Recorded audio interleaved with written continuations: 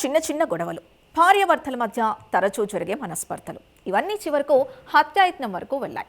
అర్ధరాత్రి భర్త గొంతు కోసి ఎవరో గుర్తు తెలియని వ్యక్తులు దాడి చేశారని నమ్మించే ప్రయత్నం చేసింది ఓ భార్య. కానీ పోలీసుల దర్యాప్తులో బయటపడిన నిజాలు కేసును పూర్తిగా మరో మలుపు తిప్పాయి. అసలు ఆ అర్ధరాత్రి ఏం జరిగింది? భర్త గొంతు కోయాల్సిన పరిస్థితి ఎందుకొచ్చింది? తిరుపతి జిల్లా బుచ్చినాయుడు కండ్రిగలో కలకలం రేపిన ఈ ఘటన వెనుక ఉన్న పూర్తి కథ ఏంటి? Let's watch.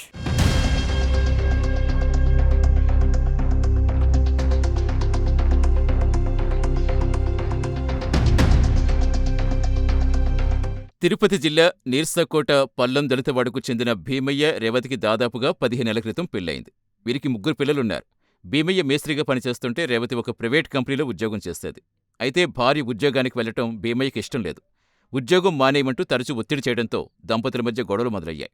వివాదాలు క్రమంగా పెరుగుతూ రావడంతో గ్రామ పెద్దలు కూడా పలుమార్లు జోక్యం చేసుకుని ఇద్దరికీ సర్ది చెప్పిన సందర్భాలు ఉన్నాయి. ఘటన జరిగిన రోజు ఉదయం అంతా సాధారణంగానే సాగింది. ప్రభుత్వం తల్లికి వందనం పథకం కింద పిల్లల పేరుతో జమైన డబ్బులు తీసుకునేందుకు రేవతి బ్యాంక్కెళ్ళింది. డబ్బులు డ్రా చేసుకుని ఇంటికొచ్చింది. అదే సమయంలో మద్యం సేవించి ఇంటికొచ్చిన భీమయ్య భార్య ఎక్కడికి వెళ్ళిందని ప్రశ్నించాడు. బ్యాంకు వెళ్లి డబ్బులు తెచ్చానని చెప్పడంతో ఆ డబ్బుల విషయంపై ఇద్దరి మధ్య మరోసారి గొడవకు కారణమైంది. వాగ్వాదం తీవ్ర రూపం దాల్చడంతో బంధువులు జోక్యం చేసుకుని ఇద్దరిని శాంతింపచేశారు. గొడవ ముగిసిపోయిందని అందరూ అనుకున్నారు. ఇద్దరు ఇంట్లో నిద్రపోయారు. కానీ అర్ధరాత్రి దాటాక ఒక్కసారిగా బంధువులకు రేవతి నుంచి ఫోనొచ్చింది. ఎవరో గుర్తులేని వ్యక్తులు ఇంట్లోకొచ్చి తన భర్త గొంతు కోసి వెళ్ళిపోయారని చెప్పింది. వెంటనే అక్కడికి చేరుకున్న బంధువులు రక్తస్రావంతో ఉన్న భీమయ్యను శ్రీకాళహస్తిలో ప్రైవేట్ ఆసుపత్రికి తరలించారు.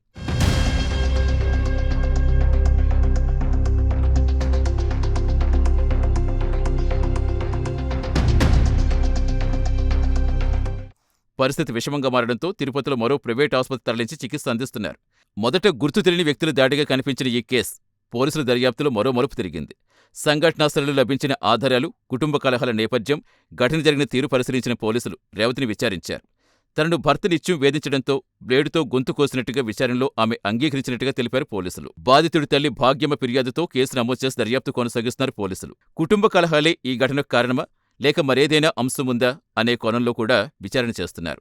ప్రస్తుతం భీమయ్య ఆసుపత్రిలో చికిత్స పొందుతుంటే రేవతిపై కేసు నమోదు చేసి తదుపరి చర్యలు చేపట్టారు. ఒకప్పుడు గ్రామ పెద్దల సమక్షంలో రాజీపడ్డ దంపతులు చివరకు పోలీస్ కేసు వరకు వెళ్లటం ఆ కుటుంబాన్ని పూర్తిగా సంక్షోభంలోకి నెట్టింది. మాటలతో పరిష్కారం కావలసిన కుటుంబ విభేదాలు చివరకు రక్తపాతం వరకు దారితీసిన ఈ ఘటన బుచ్చినాయుడు కండ్రిగిలో తీవ్ర కలకలం రేపింది.